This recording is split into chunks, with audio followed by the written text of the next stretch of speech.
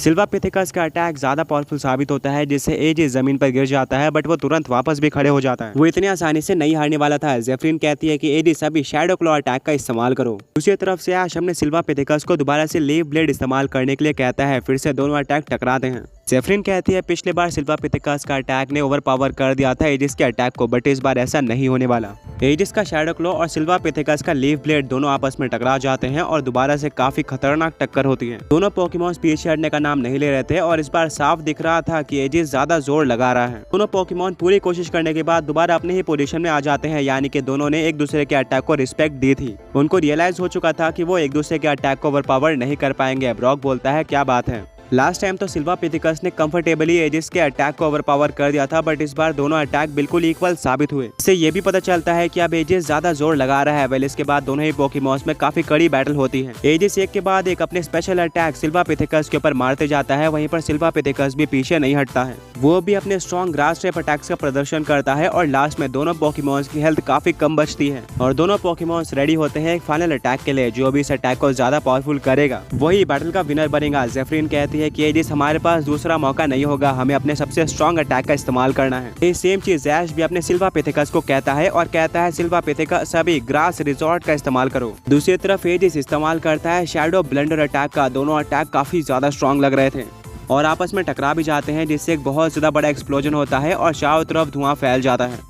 किसी को कुछ भी देखने को नहीं मिल रहा था, बट एक बात तो कंफर्म हो चुकी थी कि एक ना एक पोकेमॉन जरूर हारा होगा।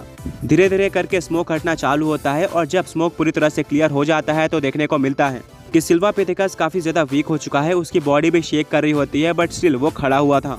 उसने हार नहीं मानी थी। वहीं पर दूसरी तरफ एजिस जो कि अपने क्लॉस फॉर्म में था, वो अब अपने बेस फॉर्म में आ चुका था। वो जमीन पर गिर चुका था एंड इसके बॉडी पे काफी सारी विजिबल इंजरीज थी। रेफरी आता है और एजिस को चेक करके डिक्लेयर कर देता है कि अब एजिस आगे बैटल करने के काबिल नहीं है। इस फाइट का विनर सिल्वा पिथिकस है। इसका मतलब ऐश और जेफरिन अब दोनों के ही एक एक पोकेमॉन हार चुके हैं। बैटल बराबरी पर आ चुकी है। वेल सिल्वा पिथिकस ये बैटल जीत तो गया था, बट ऐश के फेस पर उतनी खुशी नहीं थी। वहीं पर ऐश के फ्रेंड्स भी नर्वस ही दिख रहे थे और इसका clear reason old man reveal करते हैं, क्योंकि ऐश का सिल्वा पिथिकस शायद उसके टीम का one of the strongest Pokemon था और एजिस ने उसको सुपर वीक कर दिया था। अब एक या फिर दो अटैक में सिल्वा पिथिकस भी हार सकता है और शायद इससे ऐश की पूरी उम्मीदें चली जाएं। ऐश अपनी आंखें बंद करता है और एक पोकेबॉल को बाहर निकालकर कहता है कि सिल्वा पिथिकस पोकेबॉल के अंदर वापस आ जाओ। ऐश का ये फैसला देखकर सभी लोग हैरान होते हैं। ऐश कहता है कि मुझे सिल्वा पिथिकस को थोड़ा रेस्ट देना है।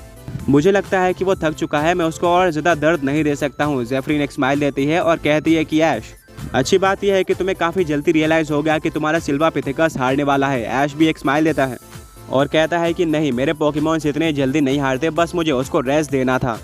वेल ज्यादा आर्ग्यू ना करते हुए ऐश और जेफरिन दोनों ही अपने अपने नेक्स्ट पोकेबॉल को बाहर निकालते हैं और एक साथ टॉस कर देते हैं। ऐश के पोकेबॉल से बाहर आता है ग्राउंड और फाइटिंग टाइप का pseudo legendary Pokemon Titan euro, जिसको ऐश ने तीसरे टास्क में कैच किया था। ये भी एक डिसेंटली स्ट्रॉन्ग पोकेमॉन है। वहीं पर जेफरिन के पोकेबॉल से एक और सॉलिड पोकेमॉन बाहर आता है, जिसका नाम था फेनरिर। इसके बारे में और भी इन्फॉर्मेशन लेने के लिए ऐश अपने स्मार्ट पोकेडेक्स को बाहर निकालता है, जिससे उसको पता चलता है कि एक प्योर डार्क टाइप का पोकेमॉन है।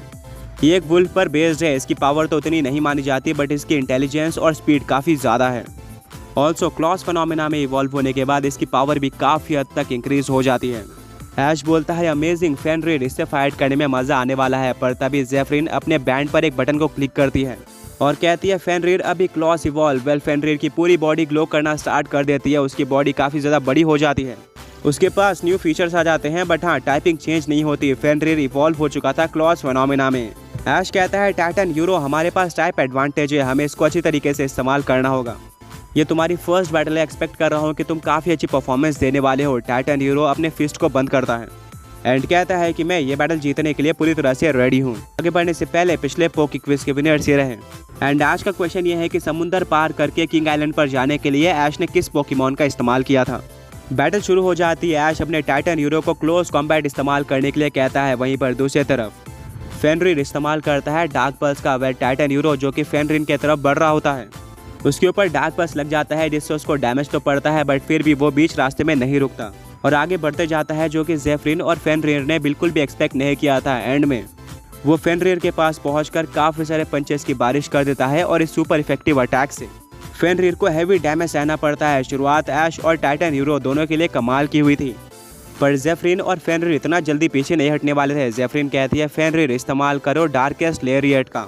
फेनरिर काफी स्पीड से टाइटन हीरो की तरफ बढ़ रहा होता है। ऐश कहता है टाइटन हीरो काउंटर करो मार्क पंच के साथ। दोनों ही फिजिकल अटैक आपस में टकरा जाते हैं और दोनों की पावर लगभग इक्वल लग रही थी, बट क्योंकि टाइटन हीरो के पास टाइप एडवांटेज था इसलिए वो क्लॉज फॉर्म फेनरिर को डोमिनेट करता है और फेनरिर को डैमेज पड़ता है। ऐश कहता है टाइटन हीरो बहुत बढ़िया, हमें इसी तरह से डोमिनेट करना है, अब इस्तेमाल करो स्टोन एज का। टाइटन हीरो जमीन से काफी सारे बड़े और नुकीले पत्थर को समन करता है जिसको वो भेज देता है फेनरिर के तरफ। जेफरिन कहती है फेनरिर नाइट स्लैश का इस्तेमाल करो और एक एक करके इन सारे पत्थरों को तोड़ दो। फेनरिर बिल्कुल ऐसे करता है एंड अमेजिंगली वो एक एक करके सारे पत्थरों को अपने शार्प क्लॉज का इस्तेमाल करके तोड़ देता है। उसको बिल्कुल भी डैमेज नहीं पड़ता और जैसे वो इन सारे पत्थरों को तोड़ता है उसके बॉडी से एक अलग ही ऑरा निकलना स्टार्ट हो जाता है, जिसको देखकर ऐश, उसके फ्रेंड्स और ओल्ड मैन कंफ्यूज होते हैं। जेफरिन एक स्माइल देती है और कहती है मुझे यही तो चाहिए था। फेनरिर नॉर्मली उतना ज़्यादा स्ट्रॉन्ग पोकेमॉन नहीं है, बट मेरे फेनरिर के पास एक स्पेशल फॉर्म है जो कि तब एक्टिवेट होता है जब फेनरिर फ्लो में बैटल करने लग जाए और उसका फोकस पूरी तरह से अपोनेंट पोकेमॉन की तरफ हो। एंड अब वो पहले के मुकाबले स्ट्रॉन्ग हो चुका है। ऐश थोड़ा सा घबराता है बट स्टिल उसको ये फाइट जीतनी थी। ऐश कहता है टाइटन हीरो अभी हाई जंप की अटैक का इस्तेमाल करो। फिर टाइटन हीरो काफ़ी ऊपर जंप करता है और फेनरिर की तरफ गिर रहा होता है किक मारने के लिए, बट फेनरिर एक काफ़ी ज़्यादा फास्ट पोकेमॉन माना जाता है। जेफरिन कुछ देर तक वेट करती है और बिल्कुल लास्ट मोमेंट पर फेनरिर को वहां से हट जाने के लिए कहती है। फेनरिर पलक झपकते ही वहां से हट जाता है जिससे टाइटन हीरो का अटैक मिस हो जाता है और हम सबको पता है कि जब हाई जंप की अटैक मिस होता है तो अपोनेंट पोकेमॉन को हैवी रिकॉइल डैमेज सहना पड़ता है। बिल्कुल इसी तरीके से टाइटन हीरो को भी रिकॉइल डैमेज पड़ता है। ऑल्सो उसके पैर में कुछ इंजरीज भी हो गई थी जो कि ऐश के लिए बिल्कुल भी अच्छा साइन नहीं था। इससे पहले टाइटन हीरो बैटल में काफ़ी आगे और स्ट्रॉन्ग लग रहा था। ब्रॉक कहता है कि ऐश तुम्हें टाइटन हीरो के पावर का इस्तेमाल करना होगा क्योंकि टाइटन हीरो एक बल्कि पोकेमॉन है।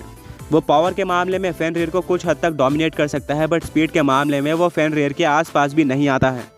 ऐश अपना सर हिलाता है और कहता है कि समझ गया। इसके बाद ऐश अपने टाइटन हीरो को रॉक टूम अटैक इस्तेमाल करने के लिए कहता है, जिससे आसमान से काफ़ी सारे बड़े बड़े पत्थर फेनरिर के ऊपर गिरना स्टार्ट हो जाते हैं। बट अगेन फेनरिर अपने स्पीड का इस्तेमाल करके उस जगह से हट जाता है और रॉक टूम एक ऐसा अटैक है जहां पर सारे पत्थर एक ही जगह पर गिरते हैं।